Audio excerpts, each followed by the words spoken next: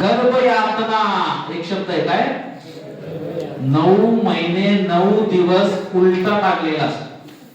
आता इथे तुम्हाला एखाद्याला टाकला उलटा 9 मिनिटं पण टिकणार नाही, थोडा थोडा काळा काळा होता. आणि असा बोकळा हलत नाही, एका बॉटल मध्ये बंद करून ठेवा, कॉम्पॅक्ट, असा कॉम्पॅक्ट असतो, हलता येत नाही, काही नाही. आणि त्यानंतर आई जी खाईल, तिखट खाल्लं आंबट खाल्लं की त्याचा त्रास होतो, त्याची त्वचा झळझळ राहते, भाजत असते. एवढं. आणि असं सांगतात की ते बोट आहे ना, ते लोण्यापेक्षा नरम असतं, एवढं असं बोट घातलं असायला एवढं एकदम नाजूक असतं शरीर. आणि एवढ्या यातना संघाचा कृमी असतात, कीटक बॅक्टेरिया असतात तिथं, आणि उलटा टांगलेला असतं. आणि अशा अवस्थेमध्ये हा जीवात्मा तिथे लटकलेला असतो. आणि त्यावेळेला म्हणतो जीवात्मा प्रार्थना करतो की देवा मला बाहेर काढ. काय काढ? बाहेर काढ. मी तुझी भक्ती करेन, मला पुन्हा इथं यायचं नाही, या गर्भामध्ये नाही यायचं मला देवा. खूप त्रास आहे, खूप त्रास आहे. व्याकुळ होतो. 9 महिने 9 दिवस तो प्रार्थना करत असतो कळकळून. आणि एकदाचा सुटतो बाहेर. बाहेर आल्यानंतर भगवंत लगेच उभे राहतात. वचन लक्षात आहे का? तो काय म्हणतो? रडतो का म्हणून जीव रडतो. अरे काय बोलतात तुम्ही, माझ्या नाही लक्षात काय. ही माझी मम्मी, हे माझे पप्पा. मम्मी सांगते ही काका. माया जाळ चालू गुंतला. अरे संसार संसार जसा तवा चुल्यावर, आधी हाताला चटके मग नियते भाकर. बहिणाबाई म्हणतात की संसार सुखाचा नाही, संसार दुःख मूळ, चहूकडे इंगळ. विश्रांती नाही कोटे, रात्र दिवस तळमळ. रात्र दिवस सुखाचा नाही. म्हणून जन्म मृत्यू जरा व्याधी दुःख दोषानुदर्शनम. आपल्याला जर जन्म घ्यावा लागत असेल तर सर्वात मोठं ते दुःख आहे. म्हणून ज्या वेळेला मनुष्य जन्म मिळतं त्यावेळेला मनुष्य जन्माचं एकमात्र कर्तव्य आहे की समस्याचं समाधान. समस्या काय आहे? काय आहे समस्या? जन्म. आणि या जन्म घेतल्यामुळे तिन्ही आहे ना. सर्वात मोठी समस्या काय आहे? जन्म घेतला आपण. आणि म्हणून आपल्याला या शरीरामध्ये पुन्हा नाही यायचं, तर आपण आपल्या त्या परमपित्याशी कनेक्ट झालं पाहिजे. आता ज्याला आपण विसरलो तो आहे तरी कोण? त्याला म्हणतात भगवान. काय म्हणते रे? भगवान. भगवान म्हणजे काय? तर पराशर मुनी भगवान शब्दाची व्याख्या करताना म्हणतात ऐश्वरस्य समग्रस्य वैर्यस्य यशस्विया ज्ञानमयदाकियोश चैव सन्नाभागम इति गणा. तर विष्णू पुराणामध्ये पराशर मुनी व्याख्या करत आहेत कशाची? भगवान शब्दाची. भगवान शब्द ज्याच्याकडे हे 6 ऐश्वर्य आहे. किती? षड ऐश्वर्य पूर्ण. सर्व धन, सर्व शक्ती, सर्व प्रभाव, सर्व ज्ञान आणि सर्व सौंदर्य. सर्वात धनी व्यक्ती जर कोणी आहे तर कोण आहे? भगवंत आहे. एखाद्याकडे धन असेल किती असणार आहे आपण? पृथ्वीची संपत्ती घेईल पण ब्रह्मांडाची नाही घेऊ शकत. एखादा असुर आहे रावणासारखा, हिरण्यकशिपूसारखा, तो ब्रह्मांडाची संपत्ती घेतो, 14 भुवनाची संपत्ती घेईल पण अनंत कोटी ब्रह्मांडाचं नाही. भगवान कसे आहेत? मालक कुणाचे आहेत? अनंत कोटी ब्रह्मांडाचे मालक आहेत. त्यांच्या एवढा धनी कोणीच नाही. शक्ती किती शक्ती आहे कृष्णाकडे?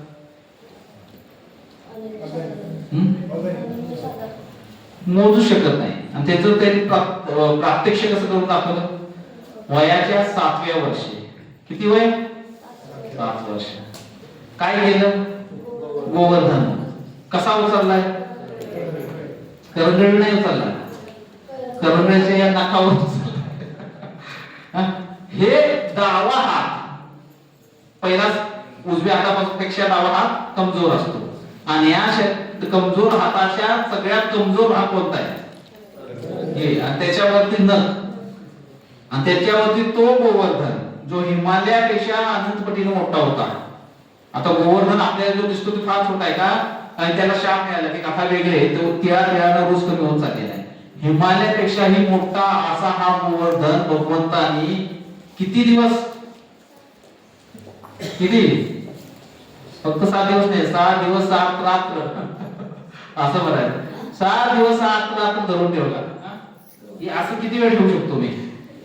मोकळा ग्लास आहे, 10, 15, 20 अर्ध्या तासानंतर हात अवघडून जाईल. असं वाटतं की आता कधी खाली ठेवतोय. केलं का प्रयोग कधी? मोकळा हात नाही करू शकत आपण वर असा दुखायला लागतो. तर भगवंतांची शक्ती किती आहे? मोजमाप करू शकत नाही. अनंत शक्तीचे स्रोत आहे. सभी प्रभाव, सर्व प्रसिद्ध व्यक्ती आहे. भगवंत या भूतलावर किती वर्ष झाली? 5-5.5 वर्ष होऊन गेली. अजूनही त्यांच्यावर चर्चा चालू आहे विज्ञान. प्रभू रामचंद्र कधी आले होते? रामायण आपण बघतो किती वर्ष झाले? मला माहित आहे प्रभू रामचंद्र या कल्पामध्ये नाही आलेले.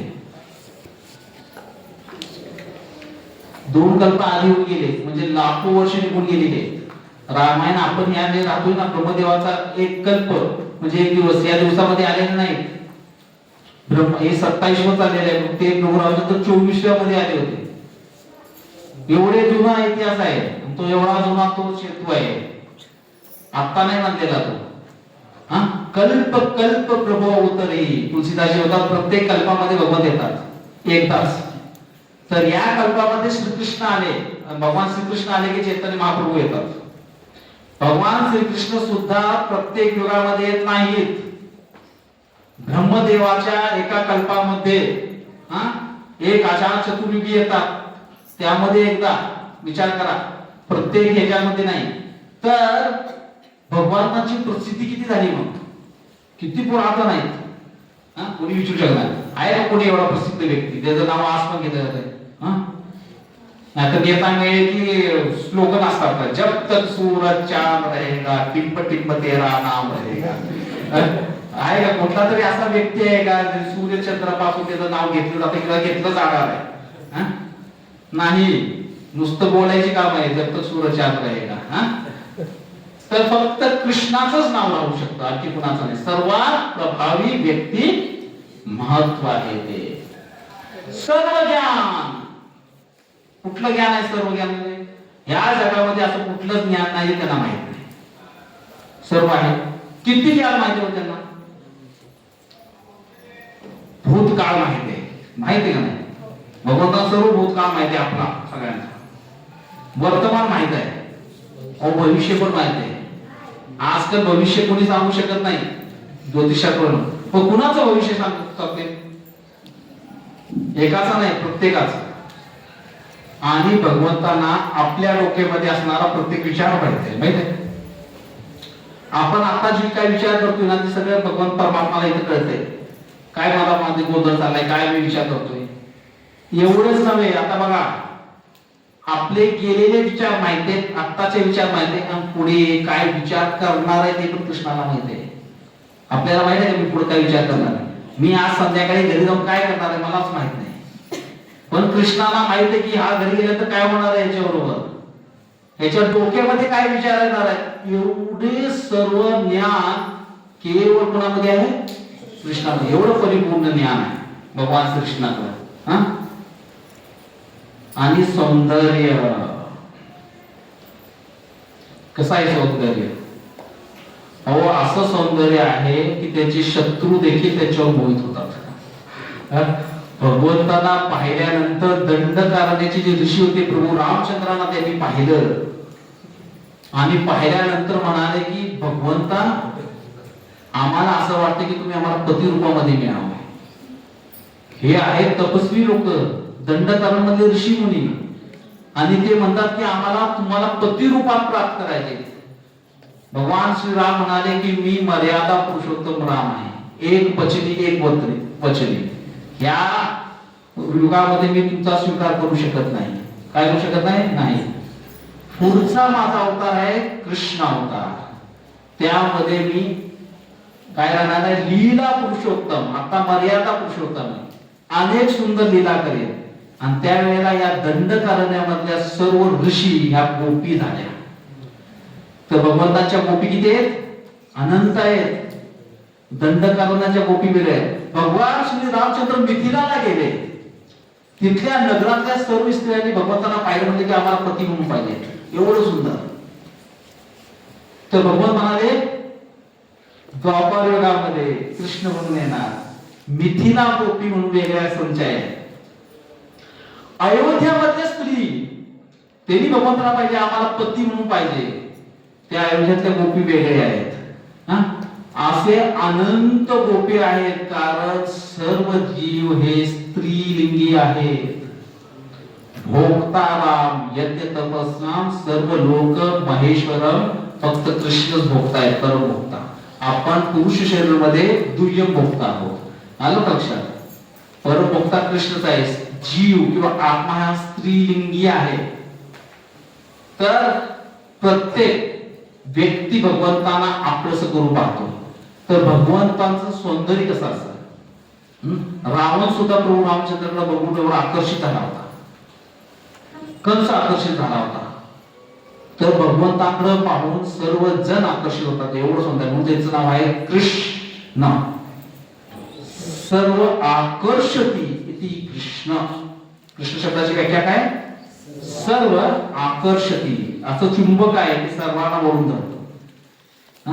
छबी गोपी म्हणतात, ब्रह्मदेवाला दोष देतात की हे ब्रह्मदेव, तुम्ही तुमच्या अक्कल कमी आहे तुम्हाला, तुम्ही डोळ्याच्या वरी पलक का दिली, पापण्या का दिल्या? म्हणजे का? म्हणजे पापण्या असे करतात मधून मधून करतात का तुमच्या सगळ्याच्या? है ना? आता किती वेळ असा करते होईल, सगळं बंद होतं का दिसायचं आपली पापणी अशी झाली नाही. पण गोपी म्हणतात की पापण्या आम्हाला अडथळा आणतात कृष्णाला पाहण्यामध्ये. किती आघात आकर्षण असत, किती आघात प्रेम होतं त्यांचं, की पलक का झपकती म्हणतात ते. असे नाही झाले पाहिजे, अशा बोकड्या राहिल्या पाहिजे, असं चढळ नेत्रांना आम्हाला त्यांना पाहिजे. एवढं आकर्षण, एवढं सौंदर्य आहे श्रीकृष्णामध्ये. आणि म्हणून भगवान म्हणजे ही 6 ऐश्वर्यपूर्ण व्यक्ती असली पाहिजे. आता असा भगवान तुमच्या पाहण्यातला कोणी आहे का? प्रश्न आहे. ते लोक दावा करतात की हे भगवान आहे, तो भगवान आहे. तर कुणी आहे का असा भगवान? तर भगवान म्हणून कुणाला स्वीकार केला होता? हे ईश्वर तत्व आहे. भगवद्गीतेतील हा दुसरा विषय म्हणजे काय आहे? भगवान. तर हे भगवंताचा साक्षात्कार जर करायचा असेल तर आपल्याला 3 रूपामध्ये होतं. किती रूपामध्ये? 3 रूपामध्ये होतं. वदन्ति तत्तत्त्वविदसः तत्त्वं यज्ञ ज्ञानम अवयम ब्रह्मेति परमात्मेति भगवान इति शब्दते. किती रूपामध्ये? 3. परम सत्य को जानने वाले विद्वान परमार्थवादी इस अद्वैत पदार्थ को ब्रह्म परमात्मा या भगवान कहते हैं. तर आपल्या चेतनेप्रमाणे भगवंत आपल्याला प्रकट आहेत. ऍक्च्युअली भगवंत सर्वत्रच आहेत, परंतु आपली कशी चेतना आहे त्याप्रमाणे भगवंत आपल्याला दिसतात. जसं ब्रह्मवादी जे आहेत, कोण आहे? ब्रह्मवादी. भगवंताचं रिअलायझेशन 3 बघा. त्यांना भगवंत ब्रह्म ज्योतीच्या रूपामध्ये दिसतात. ही सर्व निराकारवादी लोक आहेत. म्हणजे निराकारवादी ज्यांची पूजा करतात ते कोण आहेत? कृष्णच आहेत, पण त्यांना माहित नाही. मुसलमान लोक ज्यांची पूजा करतात अल्लाह, ते कोण आहे? कृष्णच आहेत, पण त्यांना माहित नाही. जीसस यांचे गॉड म्हणून पूजा करतात ते कोण आहे? कृष्णच आहेत, पण त्यांना माहित नाही. आपण ज्यांना पूजा करतो कृष्णच आहे, आपल्याला पण माहित नाही. म्हणून आज इथे बसलोय आपण. तर ब्रह्मज्योती भगवंतांचा पहिलाच साक्षात्कार आहे. काय? ब्रह्मज्योती. आपण जो मागे आता पाहिलं शांतीदूत भगवान आले होते, त्यावेळेला कुणाला दिसले हो भगवंत? तिथं त्यांनी आपलं रूप प्रकट केलं, कुणाला दिसलं? सगळ्यांना दिसले का? नाही दिसले. कुणाला दिसले मग? भीष्मदेव. आणखी ऋषी नाही, विदुर. बघा महाभारत, विदुरांना दिसलं, या तिघांना दिसले भगवंत. बाकी सगळ्यांनी असे शिकत होते. ते असे करत होते ना, ते काय होतं? ब्रह्मप्रकाश, ब्रह्मज्योती. भगवंतांना पाहता येत नाही या दिव्य या नेत्र चर्मचक्षुद्वारे भगवंतांना नाही पाहता येत, त्याला दिव्य दृष्टी लागते. लक्षात. तर ब्रह्म म्हणजे हे ब्रह्मवादी सुद्धा आपल्यापेक्षा श्रेष्ठ असतात सामान्य लोकांपेक्षा. लक्षात ठेवा. ज्यांनी ब्रह्मज्योतीमध्ये भगवंता साक्षात केला ना, ते सुद्धा काही साधारण व्यक्ती नाही, भगवंताच्या एवढे जवळ गेलेले आहेत ते. ब्रह्मज्योती. दुसरं आहे परमात्मा. कोण आहे? हे तो कोण जातात? ध्यान योगी. मी सांगितलं तसं अष्टांग योगाच्या पद्धतीद्वारे काय करायचं? अंतर्मनामध्ये पाहायचा प्रयत्न करायचा, आणि तिथं आपल्याला परमात्म्याचं दर्शन होतं. कुठला आहे? परमात्मा. त्याला यम नियम असं सगळं काटेकोरपणे पालन करायला लागतं. खडतर तपस्या करायला लागते. प्रचंड तपस्या केल्यानंतर आपण परमात्म्याला पाहू शकतो. आणि तिसरा साक्षात्कार आहे तो आहे भगवत साक्षात्कार. आणि हा आहे परिपूर्ण साक्षात्कार. कसला आहे? आणि हा साक्षात्कार भगवान श्रीकृष्ण अर्जुनाला सांगतात फक्त भक्तीद्वारेच होतो. भक्त्या माम अभिजानन्ति यावनश्चास्म तत्वता ततो वक्तागारम. तर भक्त्या माम अभिजानन्ति यावनश्चास्म तत्वता ततो. तर भगवंताला तत्वता जाणायचं असेल तर केवळ भक्तीच केली पाहिजे. काय केली पाहिजे? भक्तीद्वारे भगवंत जाणले जातात. हा आहे परिपूर्ण साक्षात्कार. तर भगवंत अशा रीतीने परिपूर्ण आहे. म्हणून पहा, याचं उदाहरण मी भगवान कोण आहे त्या वेळेला दिलं होतं की सूर्यदेव, सूर्यग्रह आणि सूर्यकिरण आहे का नाही?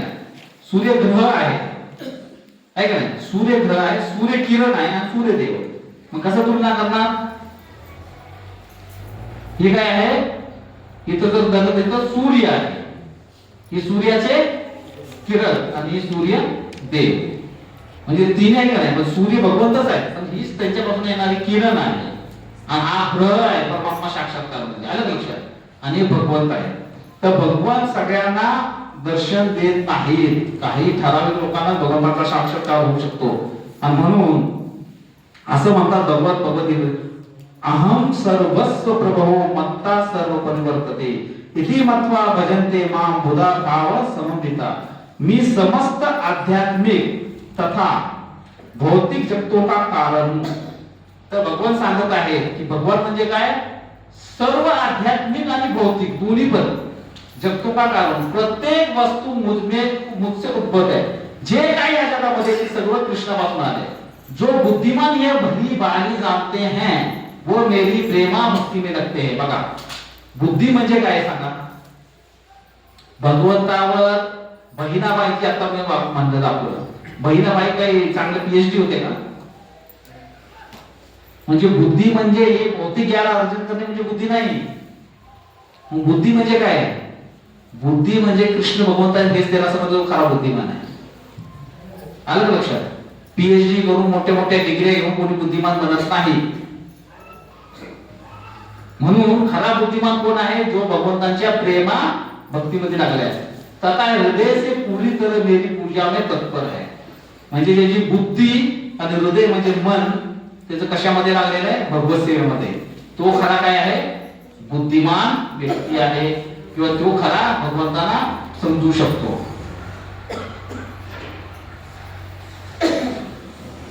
आणि भगवंत कोण आहेत? प्रॉपरायटर. म्हणजे सर्व गोष्टींचा मालक कोण आहे या जगातल्या? भोक्ताराम यज्ञ तपस्साम सर्व लोक महेश्वरम सुहृद सर्वभूतानां ज्ञात्वा माम शांती पृच्छति. ज्याला खऱ्या अर्थानं शांती पाहिजे त्याला ही समजलं पाहिजे की माझ्याकडे जे आहे त्याचा मालक कोण आहे? कृष्ण आहे. आणि हे भगवंत जे आहे ते सुहृद सर्वभूतानां. तर आपला सर्वात मोठा हितेशी कोण आहे? आपलं खरा कल्याण पाहणारा भगवंतांसारखा कोणीही आपला मित्र नाही. भगवंतांसारखा कोणी हितेशी नाही. सर्वोत्तम कल्याण पाहणारा आहे तर ते भगवंतच आहे, देवी देवता पण नाही. का? देवी देवता तुम्ही जे मागा ते लगेच देतात का नाही? नवस केला की नवस फेडायला जातो आपण. आता हे देवी देवता देताना विचार करत नाहीत की ह्याच्यासाठी चांगलं आहे का वाईट आहे. देवी देवता प्रसन्न झाले, जसं ब्रह्मदेव प्रसन्न झाले, कथा असतो देव टाका काय पाहिजे घ्या. परंतु कृष्ण प्रसन्न झाले मला देत नाहीत जे पाहिजे ते. कृष्ण आपल्याला जे हवं आहे तेच देतात, जे गरजेचं आहे तेच देतात. म्हणून तुम्ही पाहाल की कृष्णाचे भक्त एवढे जास्त श्रीमंत वगैरे दिसत नाही. देवी देवतांची भरभराट होते करणारे, खास करून दुर्गा देवी भोलेनाथांचे भक्तांनी समृद्धी असते. का बरं? भोलेनाथ आहेत घेऊन टाकतात. पण कृष्ण म्हणतात नाही, तुला जे गरज आहे ते देणार, तुझा शाश्वत कल्याण मी पाहणार आहे. म्हणून सुहृद भूसर्व भूताना केवळ कोण आहे? भगवंतच आहे. प्रॉपरायटर आहे ते सर्व. अजून कोण आहे ते? बीज प्रधान पिता करणारे, जसं आपण चर्चा केली. भगवंत कोण आहे? आपले सर्वांचे पिता पण आहेत. ऍब्सोल्यूट ट्रूथ आहे. बघा काय म्हणतात, मत्त परतप्त नान्यात निश्चित असती धनंजय मयी सर्व निदम पोत्र सूत्रे मनी गणा किंवा. हे धनंजय मुझसे श्रेष्ठ कोई सत्य नहीं है, माझ्या पलीकडे कुठलंही सत्य नाही. जिस प्रकार मोती धागे में गुंदे रहते हैं उसी प्रकार सब कुछ मुझ पर आश्रित है. काय सांगितलं? सूत्रे जसे माळा, जशी माळा आहे. आता ही माळामध्ये काय दिसते तुम्हाला? कुठं दोरा दिसतो? मला तर दिसत नाही. ही अशी आहे बघा, ही माळ दिसते पण या माळाला धरणारा दोरा आहे ना, हा आहे का नाही? सूत्र आहे. कोण आहे बघा? या पुष्पांना एकत्रित करून ठेवलेलं, याच्या मागे कोण आहे? हे सूत्र आहे, हे दोर आहे. असतो का? तसंच भगवंतांनी या सृष्टीला, या ब्रह्मांडाला धरून ठेवले. त्यांच्या कारणामुळे ब्रह्मांड ग्रह एकमेकाला धडकलेले आहेत, आपापल्या कक्षामध्ये फिरतात. का?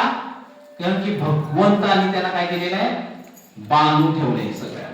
पण ते दिसत नाही म्हणून ते नाही असा आहे का? जर हा दोरा नाही दिसत नाही म्हणजे हा दोरा नाही असा आहे का? दोरा आहे म्हणून माळा आहे. तसंच भगवंत आहे म्हणून ही सृष्टी आहे. जर हा दोरा नाही तर ही पुष्प विखरले जाते. तसेच भगवंतांच्या विना ह्या सृष्टीची कल्पना करणे अशक्य प्राय आहे. तर भगवंत म्हणतात मत्ता परतरांना कंशित अशी धनंजय, माझ्याशिवाय या जगामध्ये कोणतंही शाश्वत सत्य नाही. आता प्रश्न येतो, मग आपण अशा भगवंताला पाहू शकतो का? जसं मी आता बाजूला दोरा केला असं दिसतील का? असं करून बघायचं आहे. Can we see lord? Prabhupada म्हणतात हो, प्रत्येक जण पाहू शकतो. काय म्हणतात प्रभुपाद? पाहू शकतो. पण कसं? आता भगवंतांनी जेव्हा विराट रूप दाखवलं, तर हे विराट रूप कुठं दाखवलं? कुरुक्षेत्रावर. तिथं कोण होतं? सगळीच होती जवळजवळ. कुणी कुणी पाहिलं? का पाहिलं? एकच कारण काय? अर्जुनाला कुणी दिली दिली दृष्टी? आणि संजयला?